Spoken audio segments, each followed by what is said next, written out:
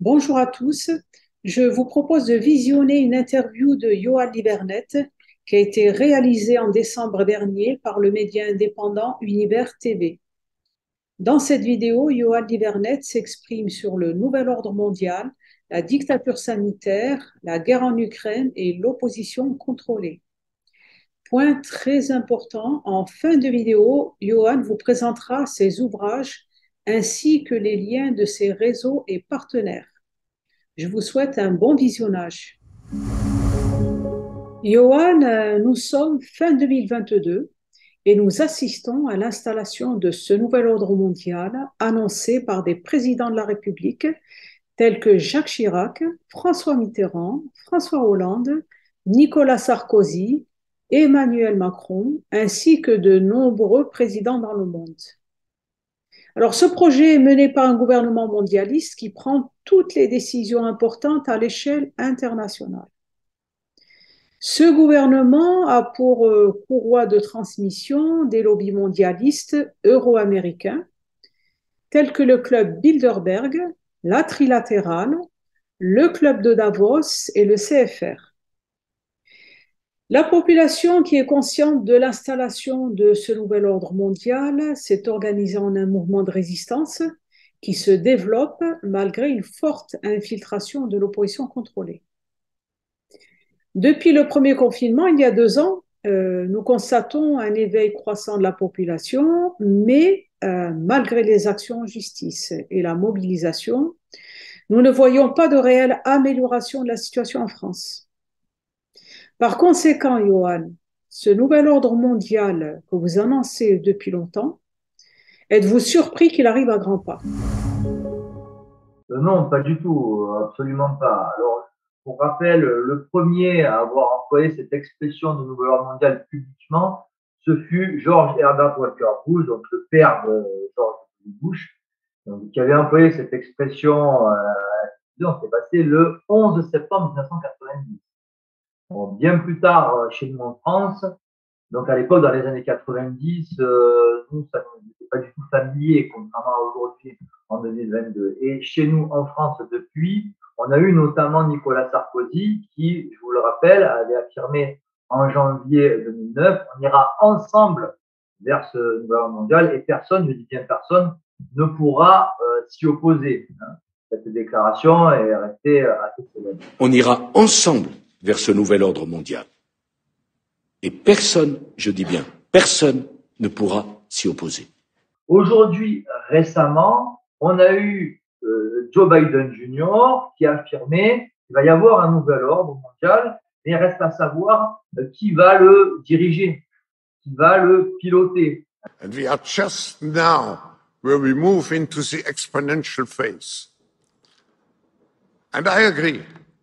Artificial intelligence, but not only artificial intelligence, but also the metaverse, new space technologies, and I could go on, synthetic biology. Our life in 10 years from now will be completely different, very much affected, and who masters those technologies in some way will be the master of the world. Il y a deux camps qui s'affrontent, mais je rappelle que le camp adverse ne remet pas en question ce nouvel ordre. Il y a eu aussi Emmanuel Macron lui-même, très récemment, qui a parlé vraiment d'une gouvernance unique mondiale qui était l'objectif à atteindre. Donc, c'est de plus en plus affiché, alors que ça n'était pas autrefois. Pour mettre en place ce nouvel ordre avec gouvernance mondiale unique, monnaie unique mondiale, centralisation des pouvoirs, centralisation aussi de l'information, mais il faudra en finir avec l'ordre ancien. D'où cette devise maçonnique qui est incontournable, de l'ordre au chaos. D'abord nous mener au chaos, à la destruction totale, pour ensuite imposer un nouveau modèle de société, et d'où toutes ces crises factices que nous subissons petit à petit et qui sont montées de toutes pièces par l'oligarchie. Alors voilà, ce nouvel ordre sera totalitaire, il se présente ainsi, en tout cas, il prétendra résoudre tous les problèmes. Hein, il n'y a qu'à écouter Jacques Attali. Hein. Il faut une gouvernance mondiale pour résoudre tous les problèmes. Alors que non, c'est pas la solution, c'est le problème, justement. Et ça sera, ce nouvel ordre, une nouvelle forme de dictature et d'esclavage moderne, mais cette fois-ci à l'échelle planétaire, hein, à l'échelle mondiale. Alors, ce nouvel ordre mondial, c'est aussi important de le signaler, a une dimension messianique. Hein, c'est très important de bien le comprendre, de bien l'intégrer. Donc, le mondialisme est avant tout une mystique. Hein, on en a eu la confirmation très récemment avec les dernières déclarations de Klaus Schwab au Forum économique mondial, hein, où il a clairement déclaré Dieu est mort. Il a également déclaré que Jésus est une fausse nouvelle. Hein. Les dirigeants du Forum de Davos auraient, paraît-il, acquis des pouvoirs divins.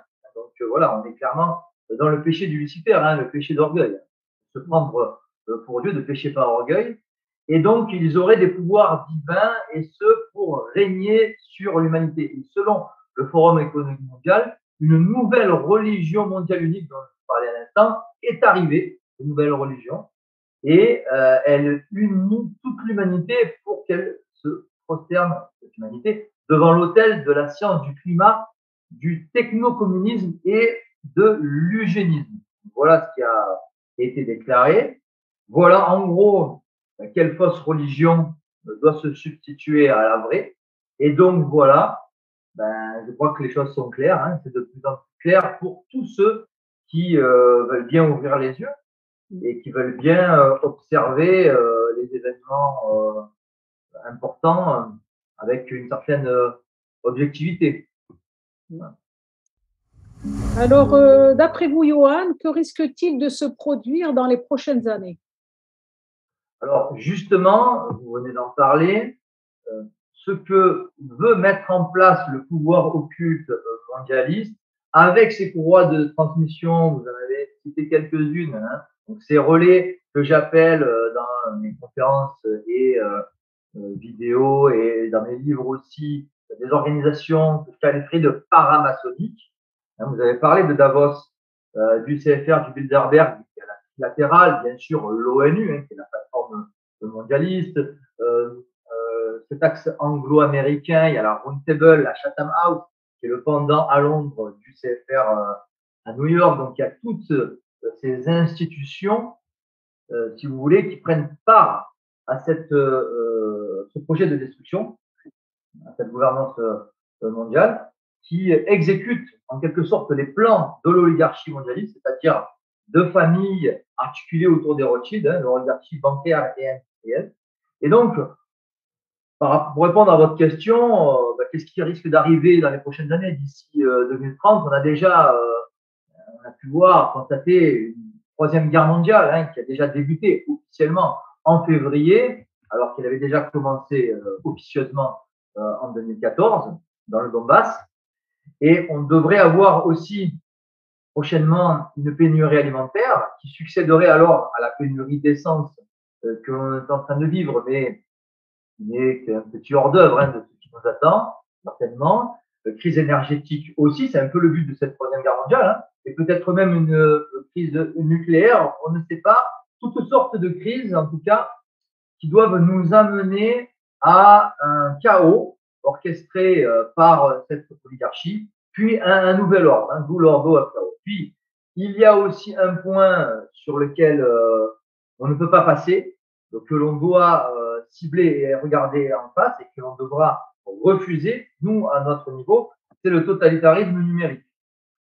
Totalitarisme numérique pour nous ficher, pour mieux nous contrôler à tous les niveaux, contrôler génétiquement notre identité, contrôler notre santé aussi, contrôler toutes nos données, tous nos achats, ce qu'on achète, ce qu'on vend, etc. Et puis le contrôle de l'information aussi passera par le numérique. Hein. C'est Jacques Attali dernièrement qui a dit que le journalisme sera intégralement numérique à l'avenir. Donc on va vers cette dématérialisation et vers le tout numérique. Et je me rappelle, avant d'écrire des livres, voilà, avant de m'engager dans cette voie,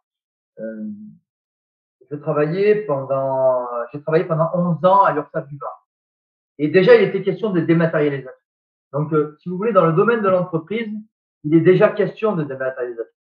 Il est déjà question numérique. Dans l'école primaire, dans l'école secondaire aussi, je me rappelle, quand j'ai eu des réunions comme ça avec la directrice de l'école de mon fils, il était déjà question aussi de tout numérique, d'habituer déjà les enfants au numérique. Et donc, on va vers cela dans une optique bien précise, c'est-à-dire le contrôle total de l'individu et son asservissement total. On va aussi, selon moi, socialement, vers la destruction des classes moyennes. Cela rejoint d'ailleurs un petit peu les propos de Schwab du Forum de Davos. Hein. Vous ne posséderez rien et vous serez heureux. Voilà. Donc, cela rejoint aussi les révolutionnaires de 1789, hein, qui étaient pour l'abolition de la propriété privée. Je renvoie à Adam Weishaupt. Hein. Et donc là, on est dans le même esprit hein, avec Klaus Schwab. Et donc, cette destruction des classes moyennes, d'où la réaction légitime et même nécessaire des Gilets jaunes, qui, bon, malheureusement, a été contrôlé et maîtrisé par le système allemand. Donc voilà, selon moi, dans les grandes lignes, à quoi il faut s'attendre, à quoi il faut même se préparer dans les prochaines années. Alors, pensez-vous que la dictature sanitaire, les confinements puissent reprendre un jour en France? Écoutez, cela est possible. Cela dépend en premier lieu de l'agenda mondialiste. C'est-à-dire que si le pouvoir occulte l'a décidé, ça arrivera. Il serait question d'un pass vaccinal mondial, je viens de voir ça. Et on nous parle toujours hein, dans les médias de futurs virus, de futures épidémies, pourquoi pas de futurs vaccins, qui n'en sont pas d'ailleurs. En fait, nous ne sommes à l'abri de rien. On l'a vu en mars 2020, très rapidement, rappelez-vous, d'un coup, confinement brutal, total, qui asphyxie l'économie réelle, qui envoie des tas de gens au chômage, qui détruit des couples, qui sème la zizanie dans des familles. Et ce confinement brutal, on l'a subi, bien sûr, hein, on n'a pas choisi, et tout le monde s'y est plié. Parce que sinon, c'était l'amende, c'était la police, c'était peut-être même une garde à vue, une chose comme ça. Donc, voilà, là, on est vraiment on était dans une dictature qui ne disait pas son nom, qui était en fait une dictature politique sous prétexte sanitaire. Oui. Et d'ailleurs, l'application de ces confinements dont je parlais à l'instant a été planifiée, je le rappelle, dans un document officiel de la CIA, mais aussi par le Forum économique mondial. Donc, ce n'est pas arrivé par hasard, hein. Tout comme ce virus n'est pas arrivé par hasard non plus, ce virus dont l'origine est encore aujourd'hui à tester. Donc, rien n'arrive par hasard sur cette basse terre, surtout de nos jours au XXIe siècle, quand un événement se produit, c'est qu'il y a eu une concertation avant, c'est généralement qu'il y a un projet derrière. Et c'est un peu pareil quand il y a une information qui est reprise dans les médias alignés, dans tous les médias alignés d'ailleurs, c'est dans un but bien précis. Par exemple, ça va être faire monter les tensions sociales ou les tensions entre communautés, interprofessionnelles, hein, intercommunautaires, ou alors nous faire cautionner cette idée malthusienne qu'on serait trop nombreux sur Terre. Donc, on commence à y aller avec oui, on a dépassé les 8 milliards, etc., etc. Et puis d'un coup, tout le monde parle de ça et ne parle pas du reste, quoi. Voilà. Vous voyez, donc tout ça n'arrive pas par hasard. Et c'est généralement dans un but bien précis, donc nous faire accepter aussi cette injection obligatoire avec un coup de renfort publicitaire, hein, notamment le slogan tous vaccinés, tous protégés, alors qu'on voit les effets secondaires et même les morts que cela provoque. Donc voilà, et majoritairement d'ailleurs parmi les injectés, pas les vaccinés, parmi les injectés. Donc voilà, je crois que les choses sont claires dans les grands médias. Les médias alignés qui sont en fait subventionnés grassement par l'État expliqué, hein, c'est pas toujours, sinon, ils ne tiendraient pas ces médias alignés, hein, ces médias mensonges. Dans ces médias alignés, subventionnés à coups de millions d'euros par la République, toutes ces propagandes et manipulations, il faut en avoir conscience et il faut aussi en sortir, surtout hein, jeter sa télévision à la poubelle, c'est la raison pour laquelle j'ai plus de télévision depuis maintenant une douzaine d'années, et qu'il faut s'informer autrement, notamment par le biais de médias alternatifs sur le net, ou sinon par le biais de journaux, un journal comme Rivarol, lire des bons livres aussi, hein, sorte d'informations alternatives. Hein. Ça peut être le papier, comme ça peut être sur le net, ça peut être sur Internet, évidemment. Oui. D'où l'intérêt de développer les médias alternatifs. Hein. Oui, de les soutenir, de les encourager, de les relayer, de les partager sur les réseaux sociaux. Voilà. Il y a vraiment une guerre de l'information et c'est une base, hein, vraiment. En effet, tout à fait. Alors, concernant la guerre en Ukraine, que vous inspire cette guerre? Ben, écoutez, rien de bon. Hein. On a vu le commencement, on ne connaîtra pas la fin. On a pu s'apercevoir que la France, on a eu la confirmation que la France était vassale des États-Unis d'Amérique, hein, que l'OTAN comme l'Union européenne n'ont pas été créés comme ça par hasard, mais l'OTAN a été créée à la fin juste après la Seconde Guerre mondiale. Et l'Union européenne, ce projet d'unification de l'Europe, dans les terres de l'Europe, les Jean Monnet, les Ratzinger, donc ce projet date de plusieurs siècles, d'au moins un siècle maintenant, dans les coups même au XIXe siècle. Je me rappelle avec un Giuseppe Mazzini, au haut initié, un franc-maçon. Et donc, tout ça pour créer un bloc européen soumis à l'axe américano-sioniste et nous amener à la guerre contre un autre axe qui est, lui, eurasien et qui est incarné principalement par la Russie et la Chine. Et ce, dans le but de la destruction de la zone euro, en fait, de nous affaiblir, notamment sur le plan économique et surtout sur le plan énergétique. Donc voilà, aujourd'hui, quelques conclusions qu'on peut tirer du début de cette Troisième Guerre mondiale, qui n'inaugure évidemment rien de bon à tous les niveaux, au niveau humain, mais aussi au niveau social.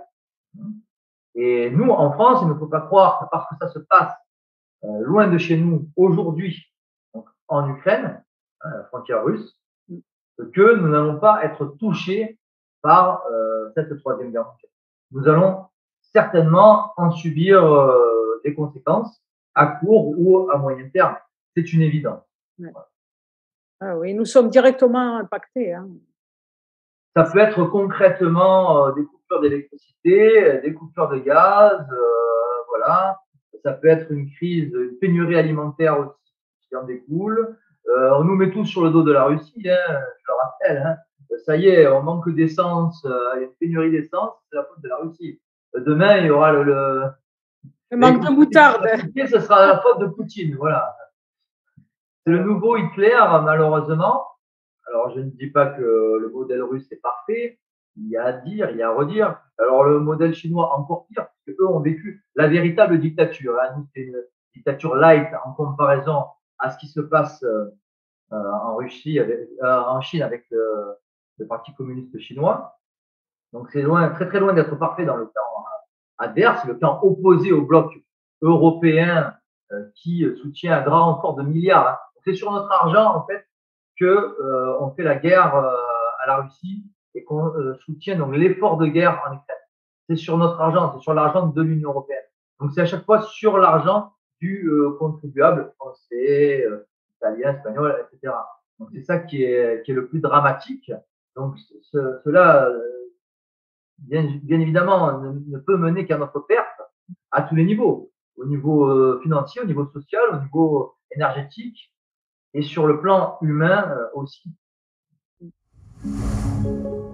Alors, d'après vous, Johan Livernet, comment on pourrait contrer ce nouvel ordre mondial qui est en train de se mettre en place?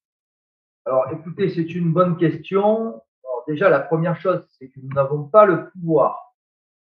nous ne pouvons agir que par certains outils, mais nous n'avons pas le pouvoir politique.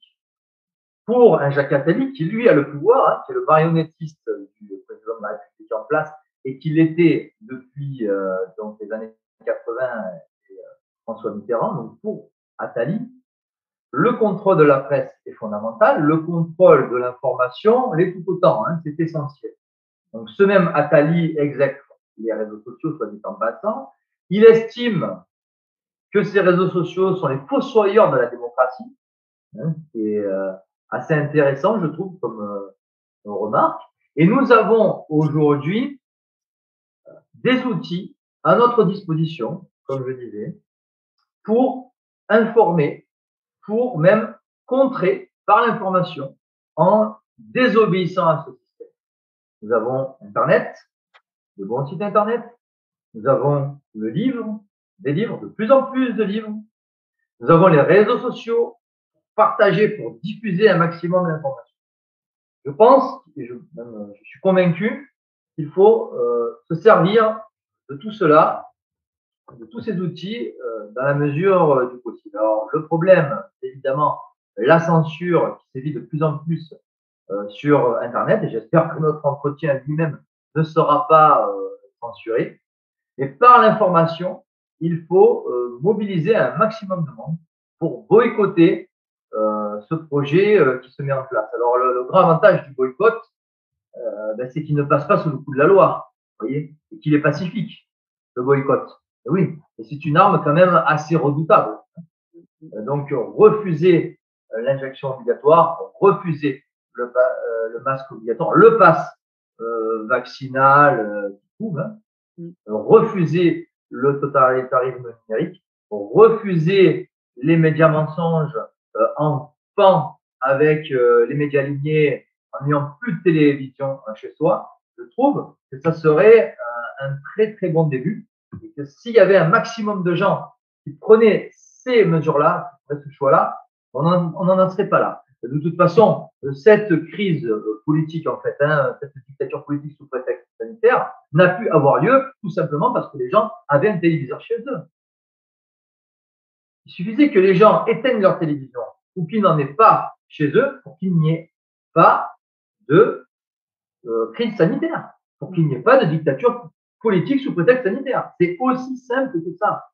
Ça tient grâce à la propagande, à la corruption et au mensonge. Le système ne tient que comme ça. Donc voilà, il est très important d'informer sur tout ça, sur toutes ces fausses manœuvres, sur toutes ces fausses crises qui sont montées de toutes pièces et qu'on ne peut que subir, une crise sanitaire, énergétique, d'essence, de carburant, d'alimentaire aussi qu'on risque de vivre prochainement. Et donc, comme je le disais, il y a certaines choses que l'on peut contrer, sur lesquelles on peut agir et d'autres pas. Voilà. Et puis, il y a aussi le volet spirituel et religieux, qui me tient à cœur, hein, surtout moi-même en tant que converti depuis maintenant plus d'une douzaine d'années. Le mondialisme est une mystique, comme je le disais, et donc spirituellement, on peut très bien tourner le dos à ce monde corrompu en se tournant vers Dieu. Alors cela passe par la conversion si on n'a pas la foi, cela passe par la prière, la méditation si on a la foi, pour justement affermir sa foi catholique. Il existe la France Prie, je trouve que c'est une bonne initiative, mais chacun on peut agir à son niveau. Si d'abord, en amont, on a compris la nature de ce projet, qui est d'essence satanique. C'est un projet intrinsèquement diabolique. D'où l'importance de se former par la lecture de livres qui sont importants, même fondamentaux, pour s'éveiller et mieux comprendre le monde dans lequel on vit. Mais mieux le comprendre à tous les niveaux, pas qu'au niveau matériel, aussi au niveau spirituel et religieux. Et ça a été l'objet de mes derniers bouquins, de mes 5 derniers bouquins. Comme je le disais précédemment, Johan, la population est consciente de ce nouvel ordre mondial, elle se mobilise, elle mène des actions, mais le mouvement est très infiltré par l'opposition contrôlée, qui a pour objectif, entre autres, de freiner la progression des actions, de l'orienter dans des impasses, de le placer dans l'attentisme et dans de faux espoirs. Alors, l'opposition contrôlée, c'est un vaste sujet. Donc, comme son nom l'indique, cette opposition est sous contrôle. Et donc, pour être sous contrôle, il faut être lié d'une manière ou d'une autre avec le système républicain, avec l'État. Alors, on peut être lié par le biais d'agents des services de renseignement, par exemple. On peut être lié généralement par une loge maçonnique, par un parti politique noyauté, par exemple, par la franc-maçonnerie ou divers lobbies, un parti politique ou une association qui va être aux ordres du système, hein, grassement subventionné par le système. Je pense notamment à SOS Racisme depuis les années 80, grassement subventionné par le système, ou par exemple une soumise. Donc, on peut être directement rémunéré par ce système, donc lié directement par ce système, et jouer double jeu, ou alors indirectement par ce même système. On sait par exemple, on va prendre un exemple concret, on sait par exemple qu'un Robert Ménard est un agent de la CIA, qu'il avait reçu des fonds, il avait avoué lui-même, des fonds de la NED. NED qui est une ONG qui est un organe de la CIA. D'accord? Donc, par la franc-maçonnerie aussi, quand par exemple, comme un François Asselineau, on coche toutes les cases du franc-maçon, République, démocratie, laïcité, souveraineté de l'ONU, etc. Et qu'on a un parcours maçonnique aussi auprès des Sarkozy, Panafieux de Charette, hein, comme c'est le cas d'Asselineau, comme j'en ai parlé dans une précédente vidéo, ben, on ne peut pas être crédible un instant comme opposant sérieux et authentique à ce même système dont on a adopté, en gros, quasiment tout le logiciel. D'accord? Ensuite, comment reconnaître, pour répondre à votre question, comment reconnaître l'opposition contrôlée? Il y a notamment quelque chose qui est fondamental, c'est par l'exposition médiatique. Quand une personne s'exprime régulièrement dans un média aligné, un média grand public, quand cette personne est mise en avant, c'est forcément louche. C'est qu'il ne peut s'agir d'un opposant authentique au système. Et peu importe que ça soit en bien ou en mal. Elle peut tout à fait être exposée. Bien sûr, bien sûr. Alors forcément, elle peut avoir une étiquette. On peut parler d'elle en mal, attention, elle peut être critiquée. Ça me fait penser par exemple à un Florian Philippot, hein, voilà, ou à d'autres. Mais ça n'en fera pas pour autant un opposant authentique au système. Vous voyez, ça sera pas forcément. Voilà, ça peut très bien être de l'opposition contrôlée aussi. Donc cette personnalité politique, par exemple, ceux qui sont le plus faciles à tenir, c'est ceux qui ont des casseroles et ceux qui veulent faire une carrière politique, parce qu'ils savent très bien qu'ils doivent aller dans le droit chemin voulu par le système. Et que s'ils dérogent à ce droit chemin, c'est terminé pour eux. C'est terminé médiatiquement. On ne peut pas se présenter aux élections. On n'a plus le soutien des banques. On n'a plus rien. On a, voilà, comme moi, c'est-à-dire un blog, une chaîne YouTube avec de la censure, des procès, des tribunaux, etc. Voilà. Et on n'a pas une exposition médiatique. On ne passe pas aux 20 heures. On ne passe pas à Canal+, ou je ne sais quoi. Donc, voilà. Des personnalités comme ça, médiatiques, politiques, seront forcément sous contrôle. Hein, voilà, parce que ça sera terminé pour elles. Et elles retourneront donc plus ou moins dans l'anonymat d'Internet, avec la diabolisation qui va avec. Donc, les médias tiennent l'opinion.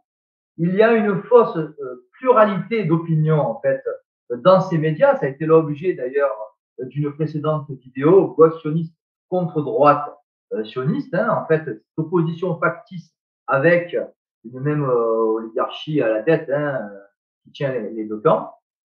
Et donc, on a vu cette fausse pluralité lorsque des mesures dictatoriales, on va dire le mot, se mettent en place. Il faut s'apercevoir que ça ne se bouscule pas des masses pour prendre à contre-courant l'idéologie dominante. Quand une personne médiatique s'expriment dans ces médias grand public alignés, subventionnés par la République, il faut tout d'abord se renseigner sur elles. Il ne faut pas se fier à un slogan, à une affirmation, à un propos où on tomberait d'accord avec cette personne-là. Elle est pour la sortie de l'Europe, donc c'est bon, ça y est, je ferme les yeux sur le reste. Non, c'est pas comme ça que ça marche. Il faut aller bien plus loin. Il faut toujours rester méfiant, surtout avec ceux qui sont mis en avant dans ces grands médias. On doit avoir la plus grande méfiance envers ces gens-là. Donc la République, je rappelle que la République ne se tirera pas une balle dans le pied. Hein. Elle ne déballera pas le tapis rouge à ses véritables adversaires. Hein. C'est logique. Hein. Et puis ensuite, quand on veut faire une carrière politique, quand un parti politique est noyauté par la franc-maçonnerie et le lobby LGBT, comme c'est le cas du Rassemblement national, c'est forcément de l'opposition contrôlée. Hein. Puis ça correspond à l'idéologie du système. Donc il n'y a absolument rien à attendre de ces gens-là, et on en a eu encore la confirmation avec cette proposition de loi dans la Constitution là, pour l'allégation de l'avortement qui a été votée à une majorité de députés du Rassemblement national. Voilà la preuve concrète que ce parti fait partie intégrante du système. Donc c'est ça le gros problème. Il y a des gens qui veulent faire une carrière politique et qui ne sont du coup pas au service de la vérité.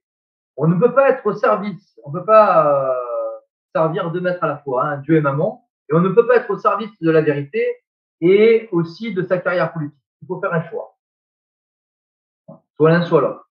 Donc, pour moi, le choix a été fait, mais pour eux, le choix a été fait aussi, c'est faire une carrière politique. Et donc, ces gens-là auront forcément un plafond de verre.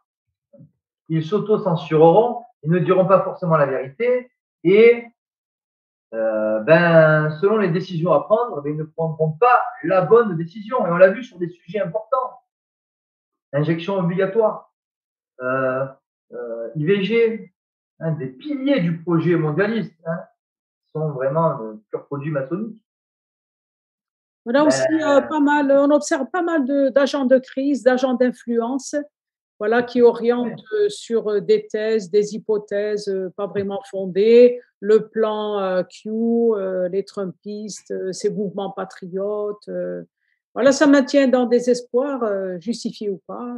Oui. Les hommes politiques qui veulent faire carrière seront forcément tenus, s'ils dévient sur des sujets importants comme ceux que je viens rapidement d'évoquer. Concrètement, ça sera plus de soutien des banques pour financer leur parti. Déjà. Plus de 500 signatures pour se présenter à l'élection, vraiment de tout, c'est-à-dire l'élection présidentielle tous les 5 ans. Oui. Et donc, voilà, ils seront tenus par ce système, par ces, voilà, plus d'exposition médiatique, plus de soutien des banques, plus de 500 signatures. Voilà. Mais souvent, ces gens-là seront tenus, pourquoi? Par leur orgueil et aussi par le porte-monnaie. Parce que faire de la politique, ça peut rapporter. Ça peut rapporter bien plus que se lever le matin pour travailler et avoir péniblement un salaire au SMIC ou faire plus que le SMIC, où on arrivera difficilement à payer tous ces crédits. Or là, député européen, ça paye. Député à l'Assemblée nationale, ça paye. Sénateur, ça paye tout ça. Ça paye pourquoi? Pour dire oui, je m'oppose, oui, je suis à peu près pour ou contre, pour siéger dans une assemblée, pour passer dans les médias, où on a une exposition médiatique, voilà, où on est quelqu'un de reconnu dans la rue, où on a des milliers de followers sur Facebook et Twitter. Vous voyez? Donc, quelque part, ces gens-là sont tenus à la fois par leur porte-monnaie, mais aussi par leur orgueil. C'est peut-être pas plaisir à entendre ce que je dis, mais c'est la stricte vérité. Donc voilà, pour rappel, en conclusion, ce que l'on voit régulièrement dans les médias sont soit de combines avec le système, soit carrément payés par eux. Donc ce seront forcément des vendus en fait.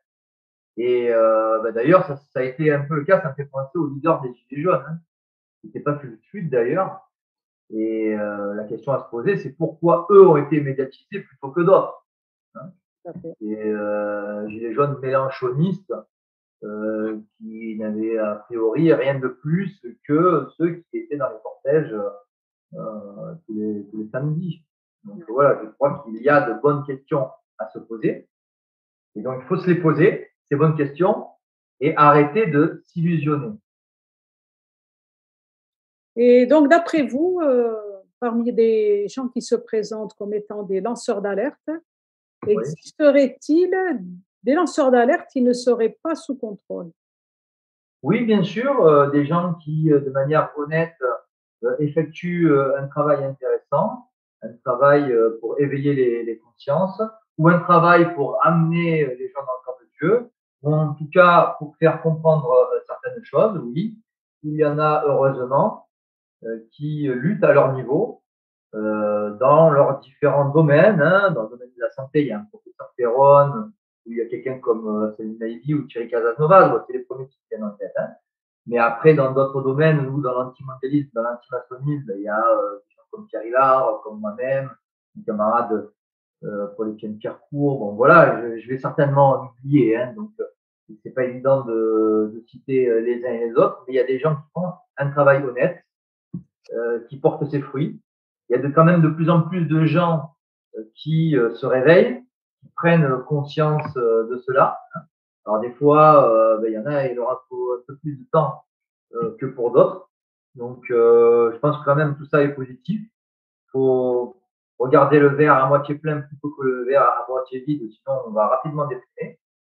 Et j'ajouterais que l'authenticité d'un opposant véritable au système se vérifie au coût qu'il reçoit de ce même système.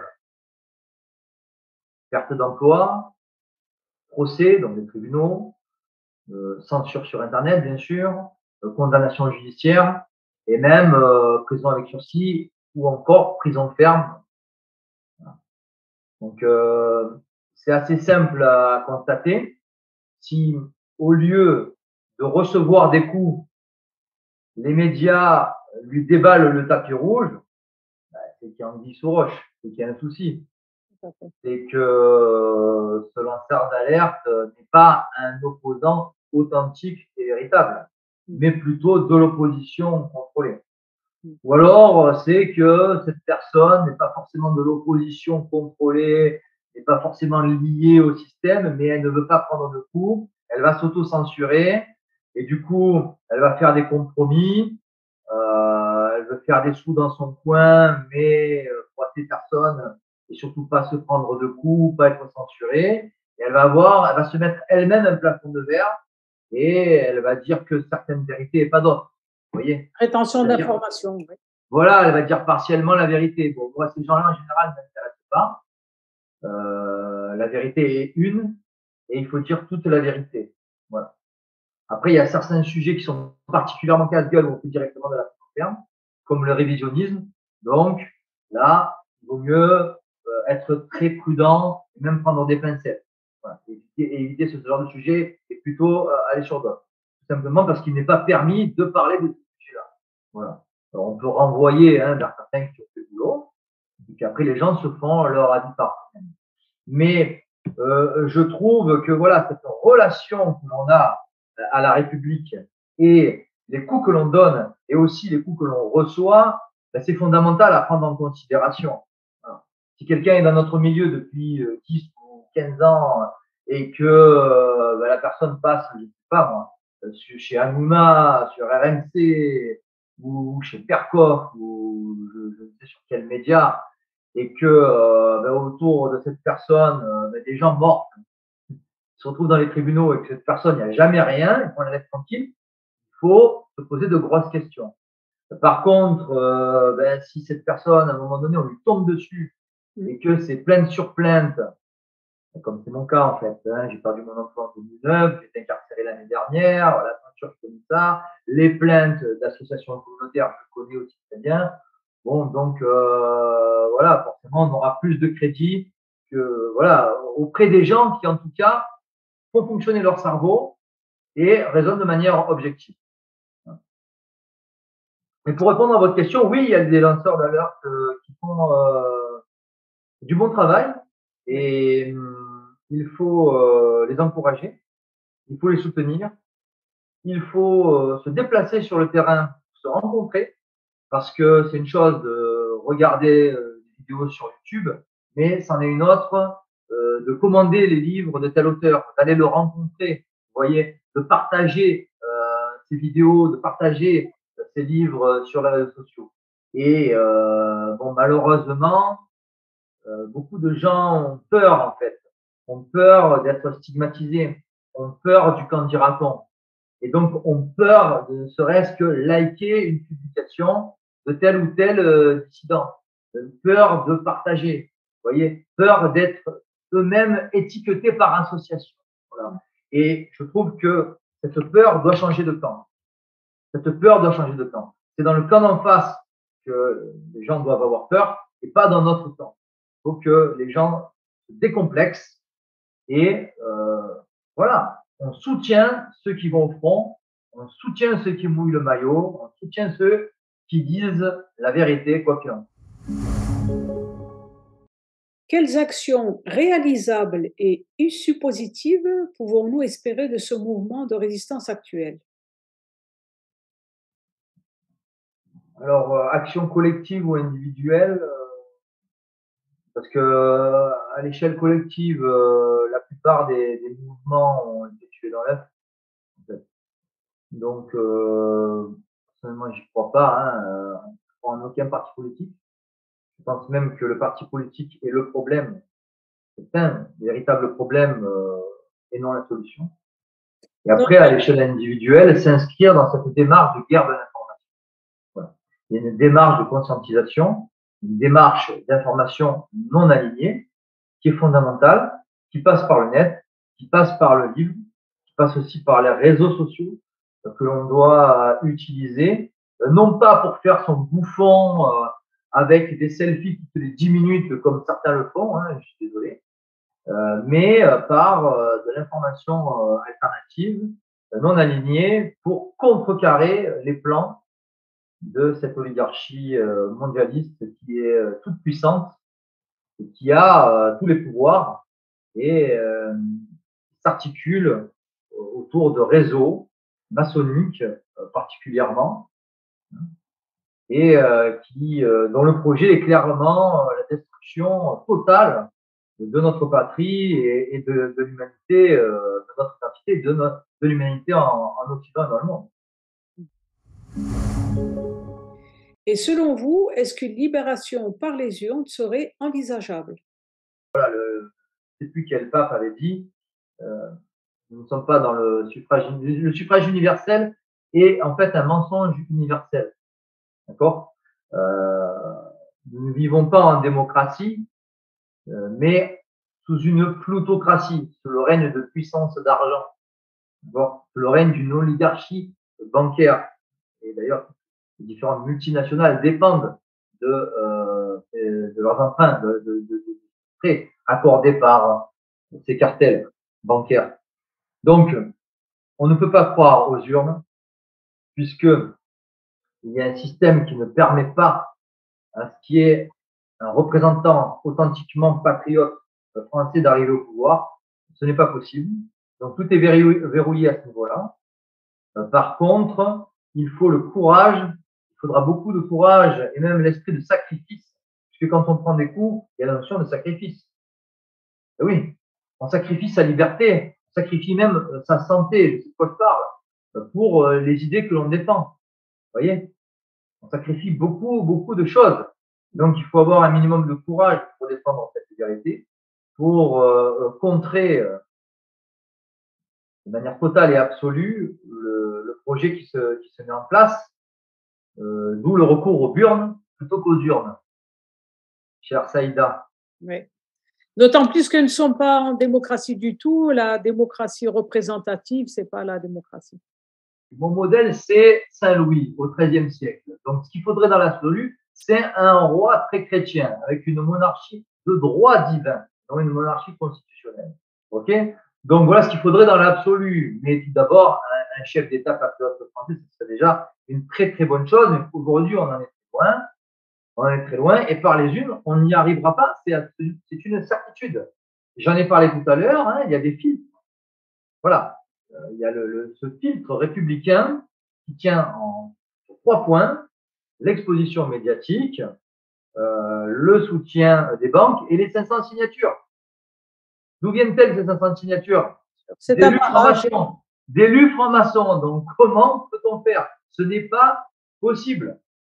Ce n'est pas possible. Quand j'ai vu qu'un camarade, quelqu'un que j'apprécie, comme Ivan Benedetti, voulait se présenter à l'élection présidentielle de 2022, je savais pertinemment qu'il ne pourrait pas se présenter. Voilà. Bon, ça a été l'occasion pour lui de détailler un peu ses idées, son programme. Voilà. Mais concrètement, ce n'était pas possible, puisqu'il n'avait aucun des trois. Voilà. C'est aussi simple que ça. Et ce qui vaut pour lui vaut pour plein d'autres, voilà, qui aimeraient peut-être défendre ses idées. Et puis même si arrivent, ils n'auront pas ni les signatures, et ils n'auront rien en fait, ni l'exposition médiatique. Et donc ce n'est pas possible d'y arriver, tout simplement. Et même aujourd'hui, un parti politique comme le Rassemblement national, si ce parti vient à dévier et sur certains sujets vient être véritablement à contre du projet, de l'agenda mondial.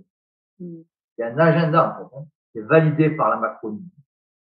Mais Macron, ce n'est qu'à la marionnette d'une oligarchie bien plus puissante. Donc il y a Macron, il y a tout ce que représente Emmanuel Macron derrière. En temps de dictature, on le voit très bien.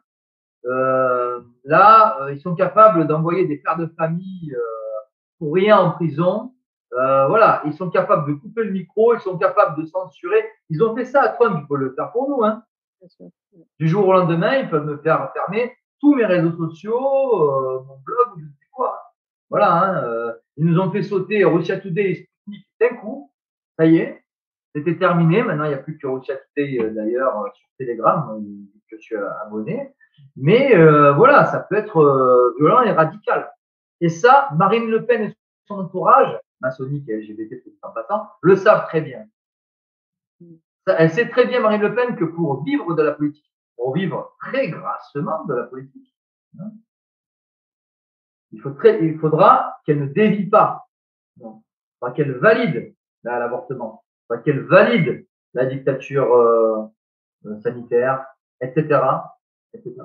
Il y a trois catégories, il y a trois choix possibles lorsqu'on dit qu'on vote pour l'élection présidentielle. Il y a le candidat du système, donc de l'oligarchie bancaire, hein, Rothschild et Lazare. Là, nous, c'est évidemment Emmanuel Macron. Il y a les rabatteurs vers ce candidat du système qui font semblant de s'opposer, en fait, ils sont d'accord sur l'essentiel. Voilà. Donc, ça peut être un Bayrou, un Mélenchon, voilà, une Sandrine Rousseau. Voilà. Et puis, il y a l'opposition contrôlée qui est plutôt classée sur l'échiquier politique à l'extrême droite. L'opposition contrôlée. Qui peut être aussi dans l'autre extrême d'ailleurs. Oui. Peut être aussi mélanchoniste. Et donc, ça va être à l'extrême droite, le Rassemblement national et Reconquête. Quand on est ultra sponsorisé par une chaîne comme CNews, de Vincent Bolloré-Goldschmidt, dirigé par Serge Nedjar, on ne peut pas être un opposant crédible au système. C'est une évidence. Quand on reçoit des fonds, quand on a le soutien d'émissaires de la JP Morgan et de la maison Rothschild, on ne peut pas être un opposant crédible à ce système, puisque ce même système nous permet d'exister, puisque ce même système nous prête de l'argent, nous soutient financièrement. Cela est de la logique pure. Cela est un constat qui relève d'une logique implacable. Voilà. Cela ne relève pas de l'opinion. Vous voyez ce que je veux dire? Mon opinion, on s'en moque. Mon opinion, ce que je pense d'un tel, on s'en moque. D'ailleurs, j'en pense rien. J'en pense rien. Je constate simplement certaines choses. C'est tout. Et ces constats ne sont que la vérité, que tout un chacun se doit de regarder en face. Je vous invite, si vous le voulez bien, à vous présenter et à nous présenter vos ouvrages également. Oui, déjà, merci pour votre invitation. Alors, je suis un écrivain français de confession catholique, contre-révolutionnaire, un patriote français. J'ai été pendant 18 ans journaliste sportif, notamment spécialisé dans les sports de combat. Mais aujourd'hui, je me consacre quasi exclusivement à l'écriture de mes livres et aussi à la publication de vidéos, toujours dans un même esprit militant et une démarche apostolique. Donc, mon premier bouquin remonte au printemps 2007. C'est une suite de nouvelles sur la boxe. Voilà, c'est Ronde Athlétique. C'est un livre que je ne vends plus, mais c'est déjà un début, un commencement de mon activité militante. Il y a quand même déjà certaines idées qui sont diffusées, bien que le sujet soit la boxe, généralement les sports de combat. Là, par contre, en début d'année 2009, mon second bouquin, Le dissident révolté, marque clairement mon engagement. Hein. Auparavant, j'avais déjà publié des vidéos militantes sur Dailymotion à l'époque, c'était en 2008. Et là, donc, Le dissident révolté, je communique sur ce bouquin et je perds mon emploi de journaliste sportif le 1er mai 2009. Ce bouquin aussi, je ne le vends plus pour des raisons qui sont personnelles, hein, puisque entre-temps, je me suis converti en 2010, vous voyez, et donc j'ai publié un troisième bouquin en 2011, une sorte de pamphlet antimondialiste, Le cri dans la nuit, voilà, où il y a encore des choses personnelles, mais on est déjà clairement dans la politique à l'échelle internationale, dans comment dire, que l'oligarchie mondialiste veut nous imposer, donc dans ce projet qui est d'essence satanique, dans ce processus de destruction à grande échelle. Donc c'est Deux cris dans la nuit en 2011. J'ai pris le goût de l'histoire pendant toutes ces années en lisant de très bons auteurs. J'en ai souvent parlé, William Picard, Esther Webster, Joseph de Maistre, Monseigneur Henri de la Supervision, etc. Et ça m'a donné le goût de l'histoire de lire ces livres-là, et cela a donné cette petite synthèse qui s'adresse à un public qui n'est pas forcément, les gens ne sont pas forcément de gros lecteurs, vous savez, ils n'ont pas envie de lire des livres de 500, 600, 700 pages. Et donc là, une petite synthèse, une brochure d'une 50aine de pages qui remonte le cours de l'histoire et qui, comme ça, dénonce, si vous voulez, l'implication de la haute finance et de la haute maçonnerie dans les événements qui ont parcouru l'histoire, notamment les révolutions et les guerres, depuis la révolution anglaise, depuis le XVIIe siècle jusqu'à nos jours, donc les différentes révolutions, et aussi les deux premières guerres mondiales. Donc ça a donné, en début d'année 2012, synthèse du mouvement révolutionnaire mondial. Voilà. Qui s'est plutôt bien vendu d'ailleurs, et que je vends toujours. Ensuite, j'ai voulu faire vraiment une grosse synthèse sur le complot talmudo-maçonnique, sur le nouvel ordre mondial, et ça a donné mon livre majeur, qui a connu le plus gros succès, que j'ai publié en décembre 2014, c'est Le complot contre Dieu. Voilà, le mondialisme démasqué, comme son nom l'indique. Et donc, voilà, c'est écrit d'ailleurs hein, dans le 4e de couverture. J'ai rédigé ce livre dans un esprit de synthèse, hein, et ce livre dévoile faits et documents à l'appui le complot talmudo-maçonnique contre l'Église catholique, contre les monarchies, les nations, contre les peuples, contre l'humanité. Et donc, j'ai mis plus de 4 ans, en fait, je marque 4 ans, mais j'ai mis facilement 5 ans pour écrire ce livre, pour qu'il y ait vraiment l'aboutissement d'une étude approfondie sur l'histoire, sur la politique, sur le conflit religieux qu'il y a, en fait, sur les dessous des cartes, en fait, hein, sur la vraie histoire, hein, non pas l'histoire officielle de celle de la République, mais la vraie histoire, celle que la République, justement, nous cache. Donc voilà, j'ai voulu vraiment l'action des sociétés secrètes durant l'histoire, et donc ça a donné le complot contre Dieu. J'ai vu qu'on on arrivait à 2017, et avant cela, je me suis dit, 2017, ça fera exactement 300 ans que la maçonnerie synagogue de Satan a été créée. Hein. C'était exactement le 24 juin 1717 à Londres, avec Anderson et des Aguilliers, avec la Grande Loge d'Angleterre. Et donc, cela m'a donné l'idée d'écrire un livre complet sur le sujet, à publier en 2017. C'est ce que j'ai fait. En février 2017, ça a donné La franc-maçonnerie, 300 ans d'imposture. Voilà. Grosse synthèse aussi, qui fait près de 400 pages, qui a bien marché. Et puis en 1958, le pape Pie XII est décédé et malheureusement, il y a eu ensuite des successeurs qui ont trahi la foi catholique, qui ont fondé une fausse église qui est devenue en fait à Rome, l'église romaine, la secte conciliaire, avec des imposteurs sur le Saint-Siège depuis donc Jean 23. Et en 2018, donc 60 ans après le décès du pape Pie XII, je me suis décidé à écrire un livre sur la crise dans l'Église en remontant depuis le dernier concile, donc Vatican II, puisque nous sommes à Rome dans l'Église issue des derniers conciles, donc l'Église issue de Vatican II, et donc de remonter un par un les différents dirigeants de cette Église conciliaire, et cela a donné une loge maçonnique qui dirige le Vatican, que j'ai publié très exactement le 19 septembre 2018, en référence au message de Notre-Dame à la Salette. Voilà, il s'agit de mon dernier bouquin qui remonte maintenant à plus de 4 ans. Pourquoi? Parce qu'entre-temps, je comptais en sortir d'autres, mais l'année dernière, j'ai eu de gros soucis judiciaires et donc j'ai dû passer une grosse partie de l'année 2021 à Londres. Et voilà, ça sera peut-être l'objet d'un futur ouvrage, on va voir. Mais du coup, bon, ben voilà, il a fallu que je me remette un peu en selle, que je reprenne un peu mon activité militante, l'écriture, les vidéos, en fin d'année 2021 et encore en 2022. Et puis j'espère donc publier plusieurs livres dans les années. Vous êtes également présent sur différents sites YouTube. Qu'est-ce que vous utilisez comme plateforme de communication?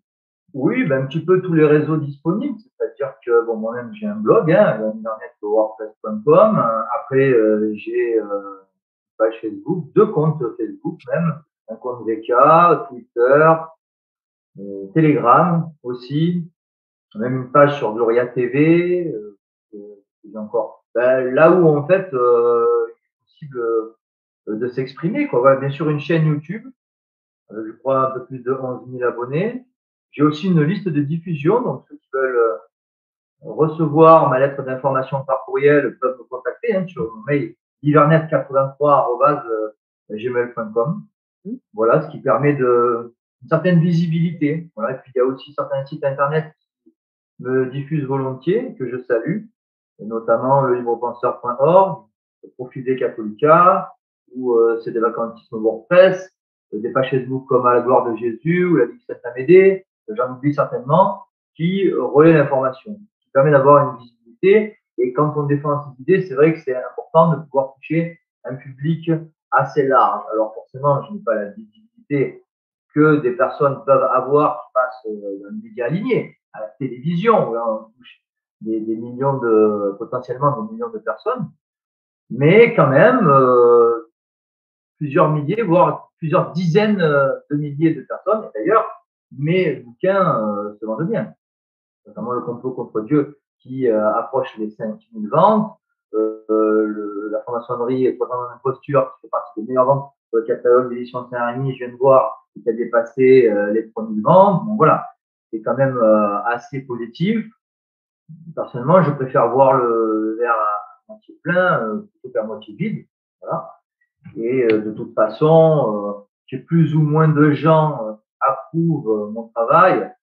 Bon, c'est vrai que c'est important d'être suivi, mais de toute façon, ça n'empêchera pas de dire la vérité et de défendre les idées jusqu'au bout et quoi qu'il en coûte. Eh bien, Johan, merci d'avoir répondu à toutes ces questions. J'informe nos auditeurs que les liens pour acheter les ouvrages et consulter les réseaux de Johan Livernet sont disponibles sous la vidéo. Donc, merci à tous et à bientôt.